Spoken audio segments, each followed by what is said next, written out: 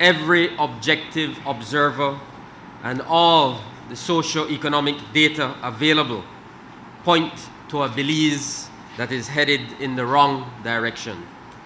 Poverty is on the rise, income and wages are stagnant, unemployment and underemployment are high, less than 50% of our children are completing secondary school, oil revenues are on the decline, foreign direct investment remains well below levels necessary for economic growth.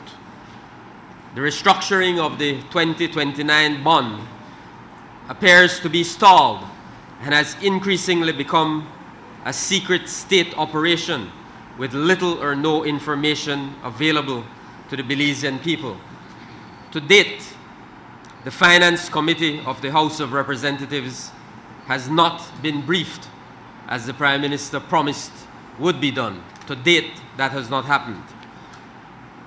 There are, of course, many unanswered questions surrounding the government's facilitation of ASR, American Sugar Refining's buyout of the sugarcane industry, and our brother Caneros in the north remain anxious and uncertain about their futures.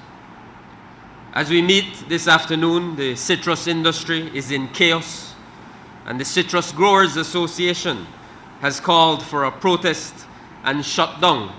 Belizeans are justifiably outraged when the Attorney General appears in San Ignacio representing the government to offer neither solutions or hope, but rather proceeds to insult the good people of Cayo and tells them to have a telethon to raise their own money for a forensic lab.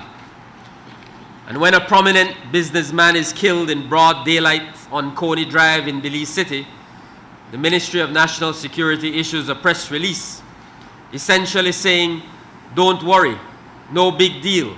This isn't really crime that should concern you." What absolute nonsense. Unfortunately, this year, we have had maternal deaths, and the infant mortality has increased from 17 per 1,000 to 22 per 1,000. Numbers don't lie. Only under the People's United Party has our infant mortality reached as low as 12 per 1,000. Only under the People's United Party. Our health services lack quality, accessibility, efficiency, and prompt health care. The PG Hospital, it needs a real renovation. The ceiling is full of lice, the roof is full of bats, and the wards are infested with insects.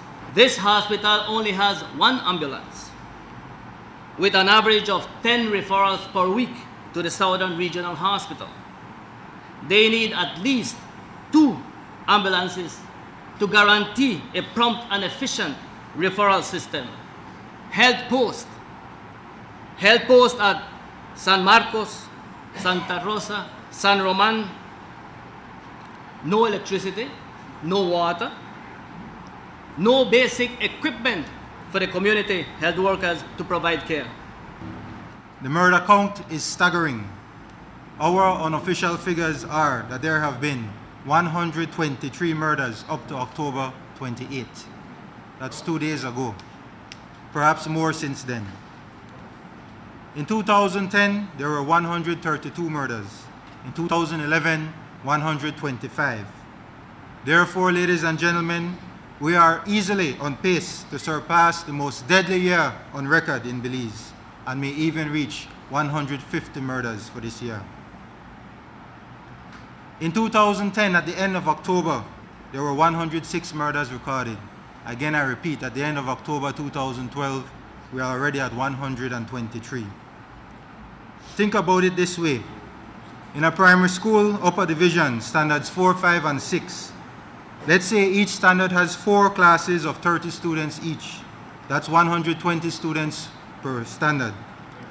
By Belize's murder rate, we would have wiped out the entire upper division of a primary school.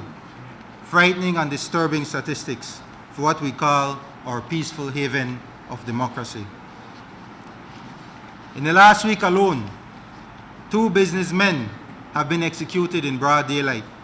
There were murders in Hopkins, in Guinea Grass, and numerous homicides in the mean streets of what some Belizeans are now calling Murder City, not Belize City. There was a shootout in front of a primary school, home invasions, robberies, rapes, choppings. I could go on and on.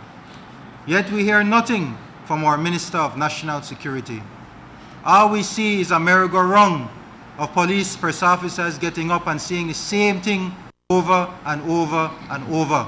Police are investigating.